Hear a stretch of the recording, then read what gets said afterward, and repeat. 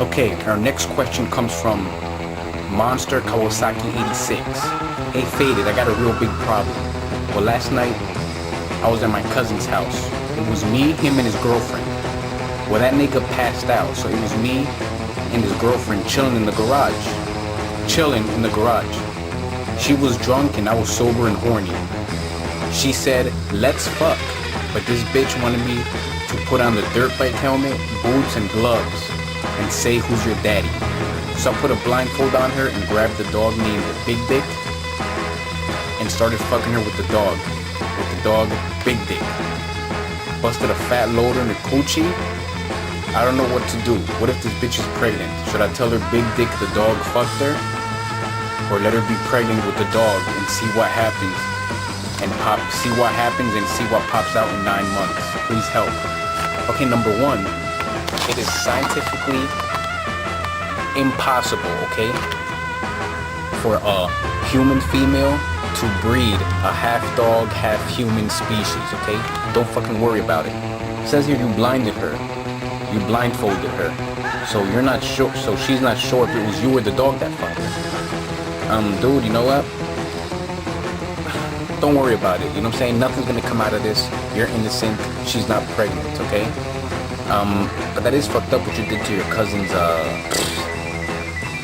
girlfriend, you know what I'm saying? That's some crazy sick shit, dude. And you definitely need psychiatric help for pulling a stunt like this, you know?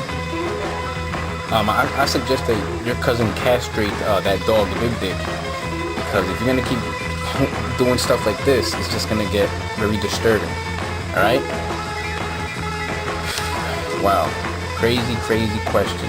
Why do people feel the need to trash people like Brock Lesnar? This guy is an NCAA heavyweight champion. The highest level of competition that you can get. Higher than that would be the Olympics. He picks up on things quickly.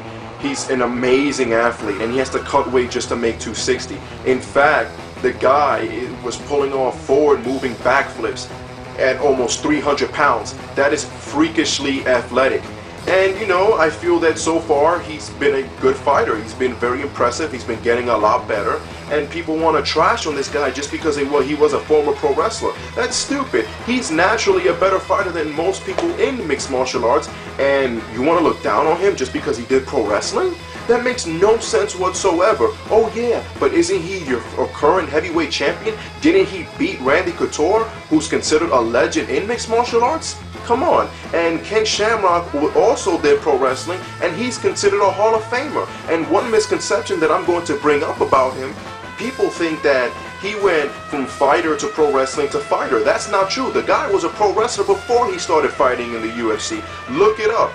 And moving on to Bobby Lashley, people want to trash on him too for being a pro wrestler. Bob Sapp did pro wrestling as well, and Bob Sapp was a huge MMA star out in Japan. Bobby Lashley took him down with ease. And you still want to judge the credibility of a lot of these pro wrestlers. Guys, not anyone can be a pro wrestler. It's a tough business. And one thing that irritates me is when I'm watching a pro wrestling video and some moron comes on there, this is gay, watch MMA. Kind of runs too in a way. But yeah, if you want to promote something, that's the wrong way of doing it. You're not promoting what you like the right way. So you're doing something wrong right there off the bat. And second of all, when people come on a wrestling video and they do stupid things like this, if you look at 2 minutes and 15 seconds, you can tell that he didn't really land on his back the natural way because he tried to brace his fall. But then if you look at 3 minutes and 2 seconds, you can see that he really didn't get punched in the face, because if he did, he'd probably be knocked out right now. I'm so smart. It doesn't take much observating to figure out that it's scripted. Shermel versus Jenna, I'm not even trying to pronounce her name, the Survivor bitch. Okay, for those of you not aware of this, I made a video about her, not necessarily about her, but the fact that TNA, apparently, I'm going to say this again, according to Dave Meltzer, is paying her more money than what?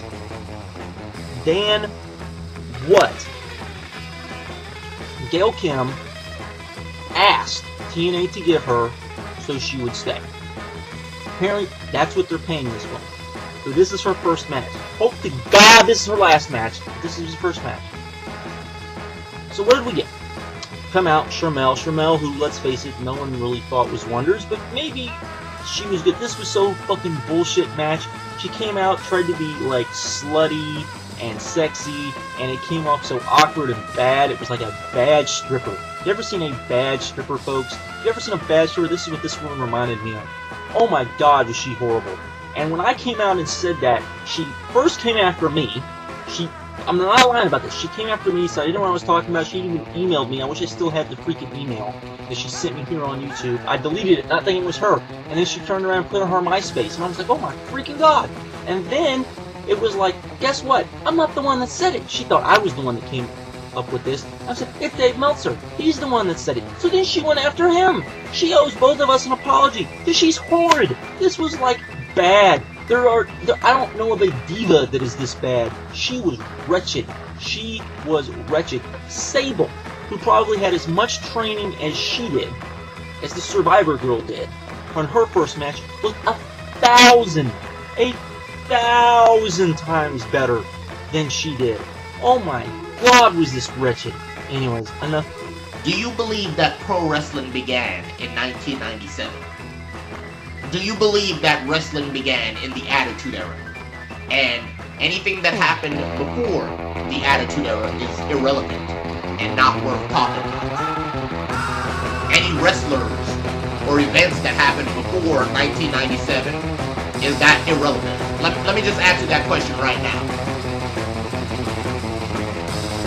Somebody explain to me how Hulk Hogan finished in 6th place, not even in the top 5, for a poll that asked who is the greatest WWF/WWE superstar of all time. Now, I've been a part of the YouTube wrestling community for about 2 years now, and there's one thing I've noticed. There's a lot of people who upload videos, obviously, here, and who talk about wrestling. And I'll notice that a lot of people will talk about things that happened in the Attitude Era, and they'll upload videos about things that happened after the Attitude Era or post-Attitude Era, but I don't see a lot of people talking about things that happened before the Attitude Era. It's like a lot of smart marks here on YouTube think that pro wrestling began in the Attitude Era, and like anything that happened before that is irrelevant. That would probably explain how Hulk Hogan finished not even in the top 5 in this poll. I mean, it's like people just totally ignored him. Now, I could understand Stone Cold Steve Austin finishing number 1 in the voting. I can understand that, because a lot of people say that Stone Cold Steve Austin saved the WWE from going out of business. And a lot of that is true, although he had help. There were other people involved, there were other situations involved. The Attitude Era wasn't just Stone Cold Steve Austin. There were other people who helped him. However, he was the face of the Attitude Era, therefore, we give him a ton of credit. So people say that Stone Cold helped save the WWE from going out of business. So I could understand Stone Cold finishing in 1st place. But how in the world did Hulk Hogan not even finish in the top 2? Or hell, even the top 3? And he doesn't even finish in the top 5. He finishes number 6. Alright, and yes, this video is towards MB Wrestler. And I know I'm gonna get comments saying, get off of it, yeah, blah, blah, blah, blah. That is the only thing you guys pretty much have on me. You see, when MB Wrestler makes a video towards me, people say, oh, Boo-Boo got owned again. But when I make a video, it says, get off his nuts, get off his nuts. Because the thing is, he made a video, oh my god, he made a video saying that I thought I was always right. That is the pot calling the fucking kettle black. Just like him calling me a psychopath. Alright. Oh, wow. Oh, wow. He blocked me. He's scared of the truth. Alright? I don't know what movie this came from, but it's a really famous quote. You can't handle the truth. You like you can't handle my videos, which is why you blocked me. Your ignorance, it continues. Your hypocrisy, it continues. But you know what? You use me as a scapegoat. You pour your problems on me. That's what everybody did. That's what you did, Envy Wrestler. That's what you did. You poured your hypocrisy problem on me. You poured your ignorance problem on me.